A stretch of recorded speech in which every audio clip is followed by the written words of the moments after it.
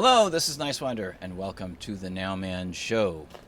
And I'm here with Howie Hawkins, who is the Green Party presidential candidate for 2020, and he's got an interesting story. And we're actually mostly going to focus on the Green New Deal because that's on a lot of people's minds who understand that we need to go forward with some change in this country and in our world in particular. Howie, thank you for being on the Nowman Show. Well, thanks for having me. It's good to be here. The Green New Deal's already been killed by the Democratic leadership.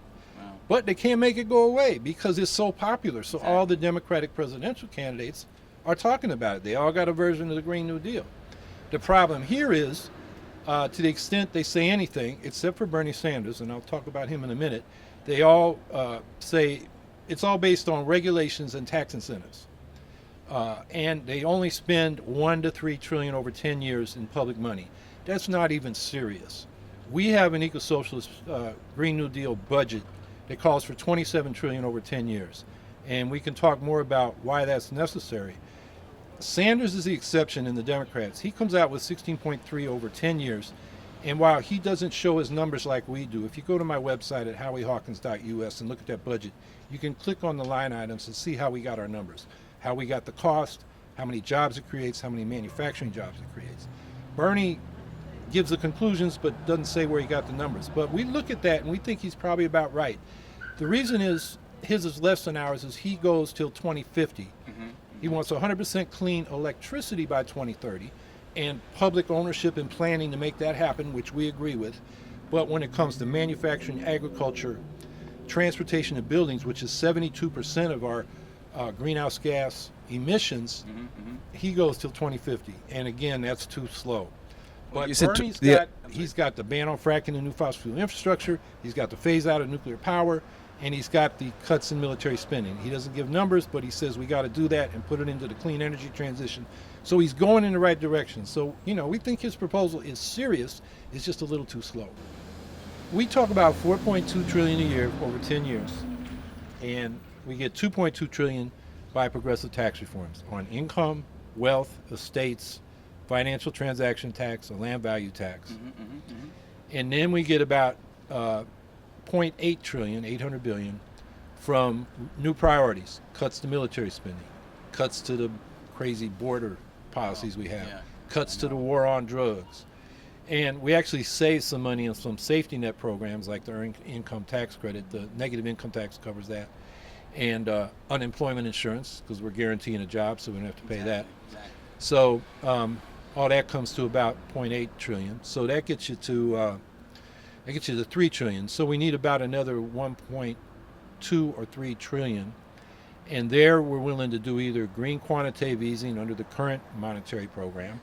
This time, instead of bailing out the banks, we bail out the people on the planet. Exactly. And a lot of people talk about modern money theory. Their argument is the U.S. currency being the reserve, the dollar being the reserve currency of the world, we can pretty much borrow as much as we want up to the point where the economy is running at full capacity. The problem with that is, in the end, what happens is the Treasury sells bonds into the market. The Fed can support that by creating money on its books and then buying them once they've been sold by the Treasury. The Fed can't buy them directly from the Treasury. They put that on the balance sheet of the Fed, and that supports the bond market so they can borrow more money. The thing is, in the end, the taxpayers got to pay those bonds off.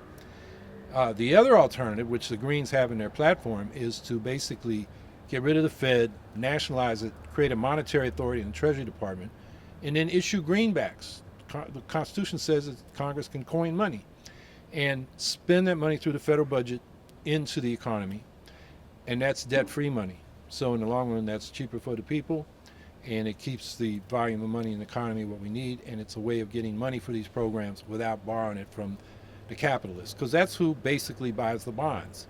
So borrowing is a transfer of wealth from the taxpayer, the working class, to the rich bondholders.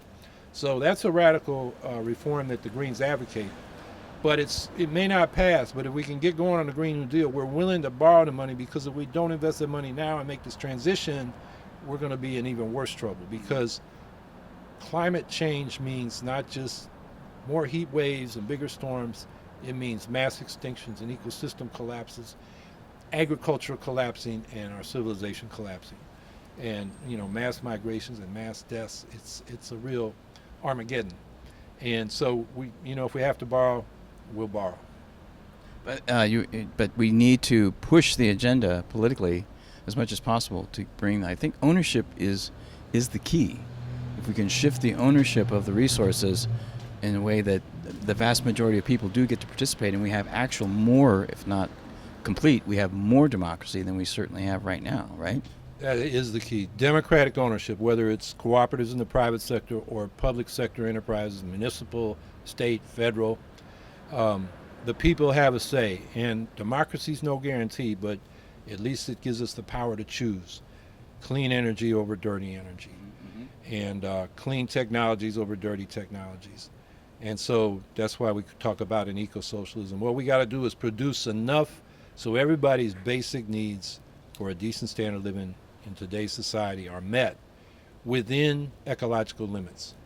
And we can't do that under capitalism, which is based on competitive competition between firms for market share and growth. It's a grow or die dynamic, so the whole economy grows in the biosphere like cancer grows in the body. It destroys what sustains it. And we can't go on living with capitalism.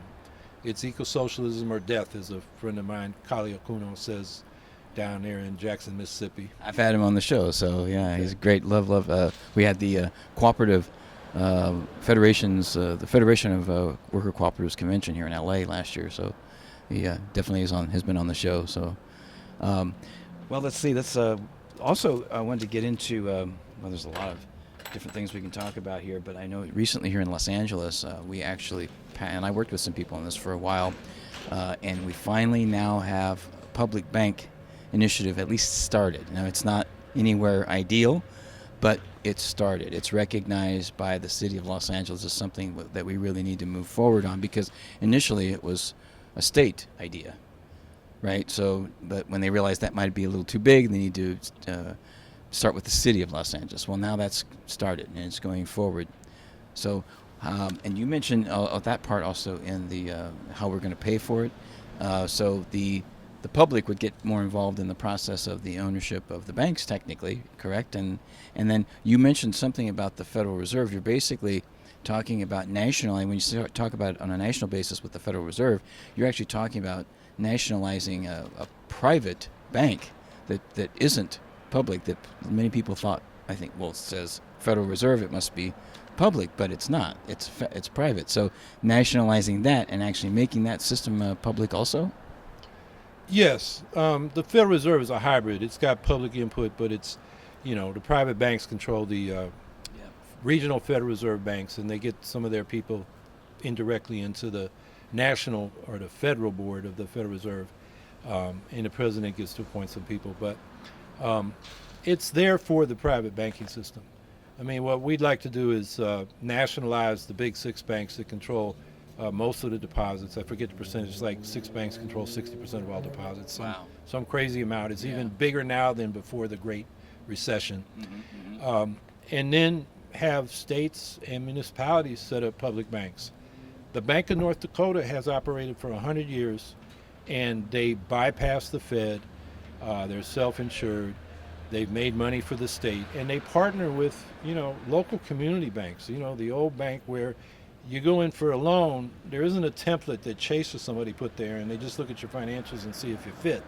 They know you. They know if you're honest, you're hardworking, you're creditworthy, and they can assess risk better than these, stupid templates that some, college grad just looks at the template against your financials. They don't even look at you or who you are. So in North Dakota, they got more community banks than almost the rest of the country put together. They finance farms, businesses, homes, student loans, and on favorable terms. And by bypassing Wall Street, you bypass those fees and commissions. So that can be done everywhere, and that can be done either under the green quantitative easing we're talking about, and you set up these banks and you put some money from the federal government, the green quantitative easing in those banks to capitalize them, and then under public control they can prioritize investments to where we need them. Or in the greenback system, the federal government can capitalize those banks. But they should be like at a federated. There should be local, state, and federal levels, because different kinds of projects need different kinds of expertise and scale. So, in Los Angeles, a public bank, I know they're setting it up so the marijuana business, because the feds, Yep. especially in recessions, we're going to prosecute anyway, and the regular banks didn't want to touch it. Um, but you can do it for other businesses, local businesses in the neighborhood, in local business districts. That's where you need a local bank. State bank, if we can take over PG&E and have a public power utility, it's going to need to borrow money. The public bank could provide that credit. And at the federal level, there are national projects like we're talking about in the Green New Deal, like building the interstate rail system. In fact, in our eco-socialist budget, you say people are afraid to nationalize, but we say interstate. We had an interstate highway system. I like that. We're going to have an interstate electric power system, interstate railroad system, interstate internet system, so everybody's got access to high-speed internet, and so forth. That's fantastic. Well, I know that also we should talk, before we wrap it up here, we should talk about nuclear proliferation. And I know you've been involved in that topic as well. And you mentioned something at a talk that I saw here recently about China now feeling the threat from the United States and from Russia. And so that's money that gets diverted away from what would be, environmental to military. Again, a serious threat to the whole country, the whole world, and the ecosystems and everything. Can you elaborate on that and where you see we need to go, and maybe a little bit of your history if you want to talk about that too? Sure. I'm campaigning, leading with three issues that are life and death issues: the inequality crisis, the climate crisis, and the new nuclear arms race.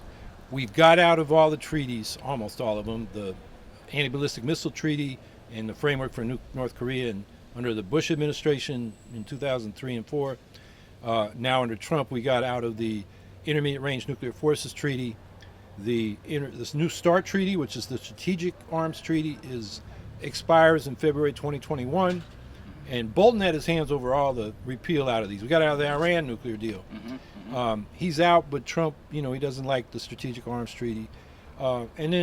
So what we're doing also is modernizing our forces. It started under Obama. It's continued under Trump. We are rebuilding all our nukes for the strategic nukes, submarine, land, air-based. They are now hypersonic, about 6 times faster than before, which means there's no time to see if you got a false warning. Everybody will launch on warning, so they don't get wiped out in their first strike and then get their nukes off. And then they're creating miniaturized tactical nukes, more of them for our conventional forces.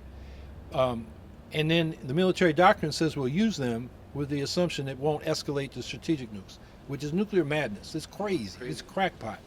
So we're in a very bad situation. Meanwhile, there's been an international campaign for the abolition of nuclear weapons. They got the Nobel Peace Prize in 2017 because they got 122 nations in the United Nations to agree to the text for a treaty on the prohibition of nuclear weapons. And I doubt there's 1 in 1,000 Americans that even knows who got that Nobel Peace Prize in 2017, because it's not being talked about. It's not being talked about by our corporate media, by none of the presidential candidates. And if the Green Party can do nothing else in this race, is to get that issue debated. And what I'm saying, I want our presidential candidate to campaign on, and our congressional and Senate candidates, and even our local candidates.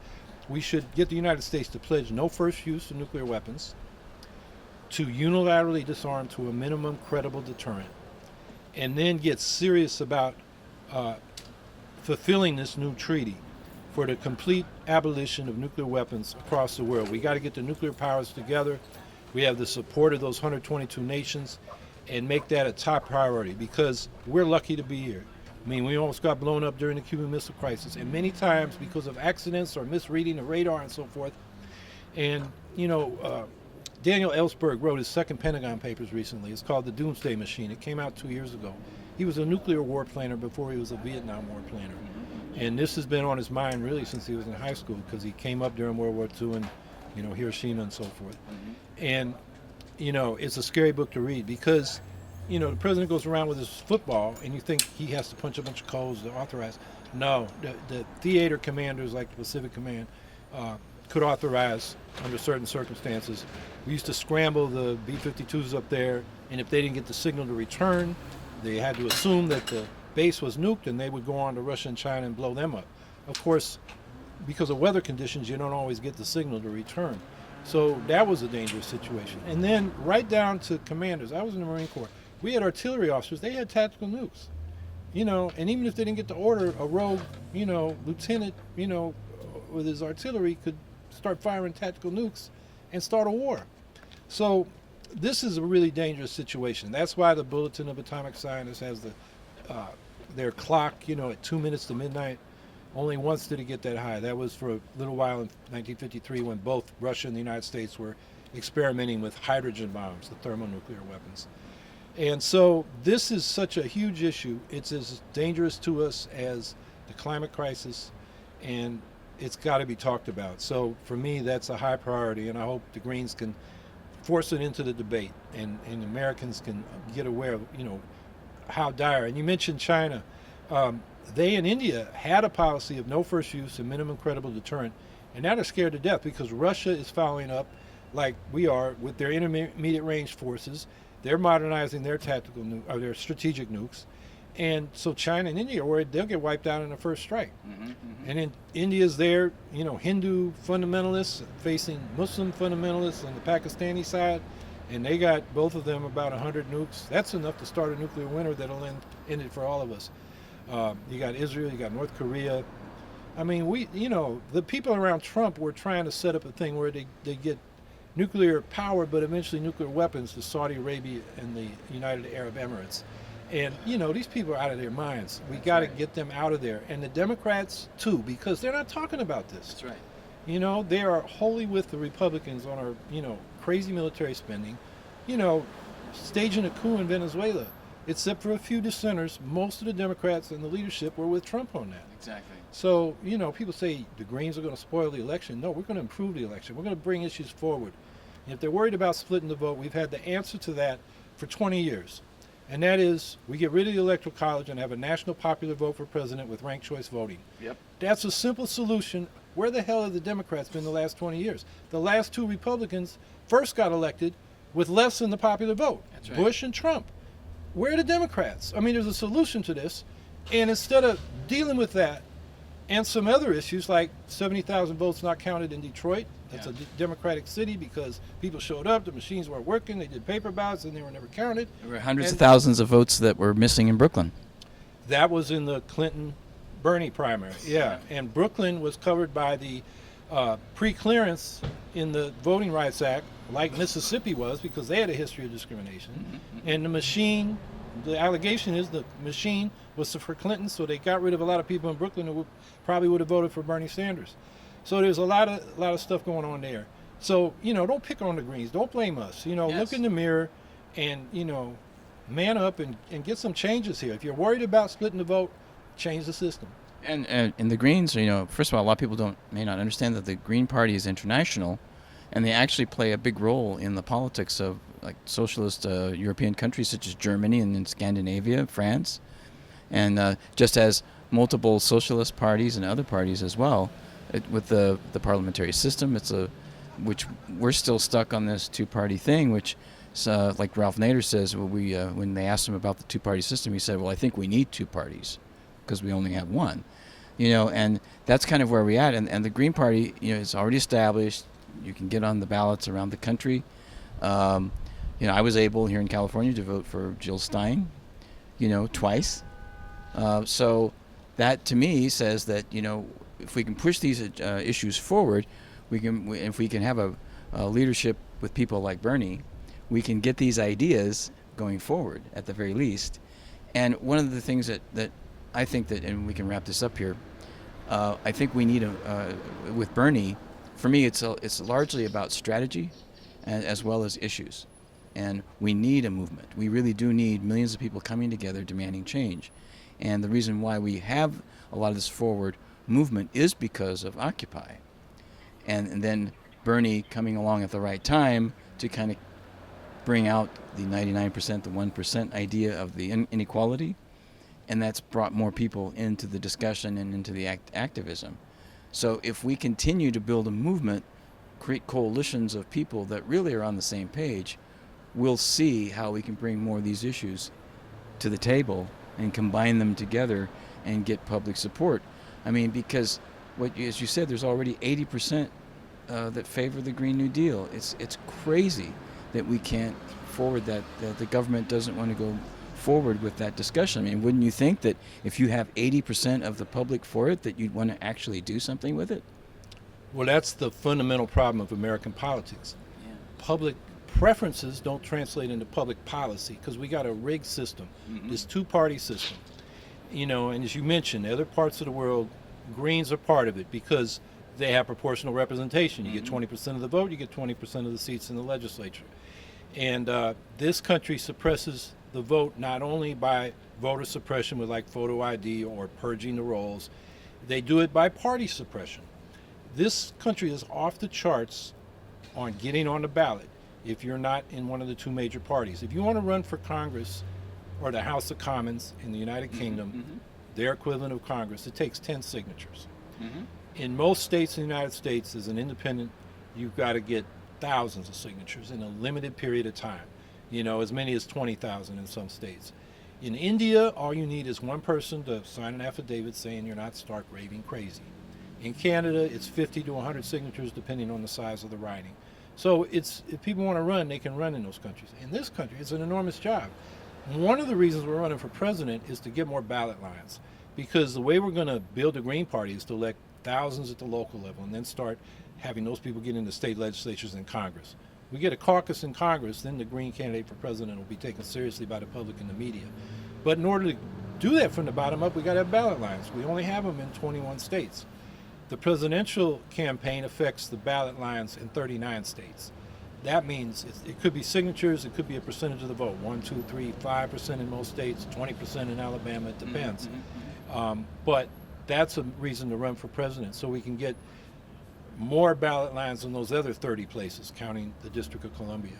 So that's a major reason to run. And despite our winner-take-all instead of proportional representation system, I believe the Greens can be electing thousands of people in the next few election cycles and become a real force for change. And among the other changes, we got to change the ballot access laws. Absolutely. Well, it's great. Thank you so much for taking your time this afternoon to talk to us. I really appreciate it. And I know I want to give some time here for you to tell people where they can learn more about you and about the Green New Deal. You mentioned earlier some websites, but you can give us some more information on that. Sure. My website is howiehawkins.us. Just put that in your search engine. It'll pop up.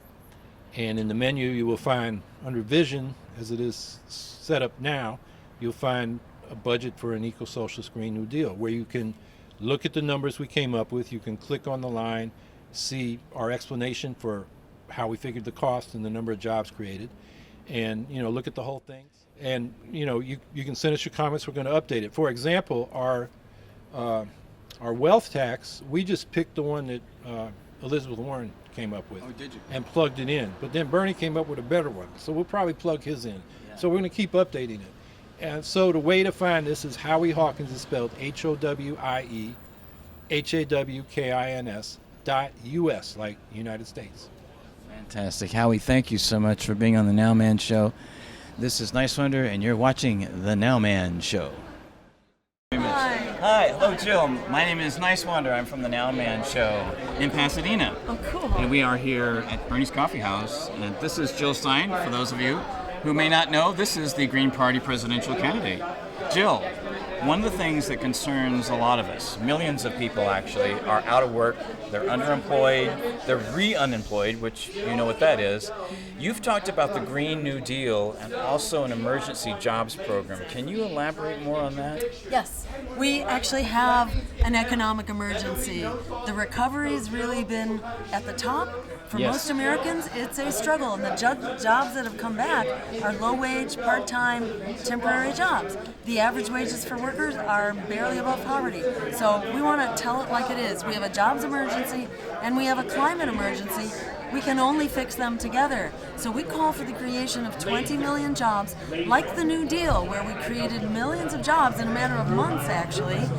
This time, those jobs will also transition our economy to clean renewable energy, to a healthy local organic food system, and to public transportation. It turns out we also get healthy in the process here, because if you clean up the pollution that kills 200,000 people a year, and we have healthy food, and we've got public transportation. It's it's like, what's not to love about this picture? In fact, it pays for itself just in the savings in healthcare alone, and it also makes wars for oil obsolete once we've greened our energy system. So this is like an emergency program that will revive our economy, and it will put an end to climate change, and it will end the crisis of unemployment and joblessness for once and for all. It basically creates the right to a job at a living wage. Absolutely. And a lot of people will ask, how is that going to get paid for?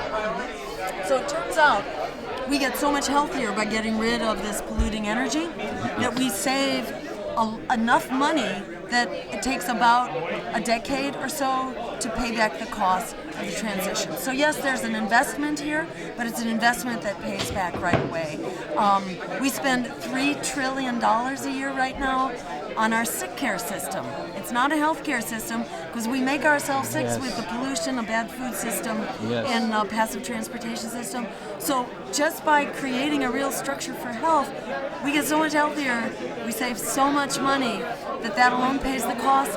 Also, with a green economy, we don't need the wars for oil. We don't need to have 1,000 bases in over 100 countries around the world.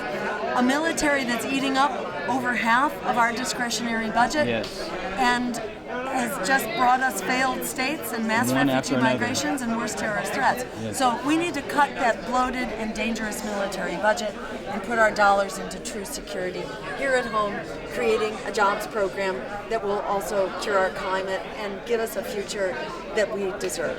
What do you think about the idea of worker cooperatives and even the equivalent of a small business administration that would provide resources and services in the same way that they have with capitalistic corporations, but do it for worker cooperatives that are done in a more democratic fashion? What are your thoughts about that? We're on exactly the same page here, because this is part of the program that we've called for in a Green New Deal, is to promote a cooperative economy. So the Green New Deal provides subsidies and grants for small businesses, but also for worker cooperatives and community cooperatives and nonprofits, and it establishes an office of the cooperative economy, because we're used to this old kind of economy based on greed and selfishness. We need an economy that works for all of us, that's based on the golden rule, if you will. I love it. Yeah, and so we need help. People need help establishing worker cooperatives and getting them up and running. Democracy and compassion. Thank you, Jill, so much. This is Niswander for the Nowman Show. Thank you for being on the show. Awesome. Thank you so much. Great talking.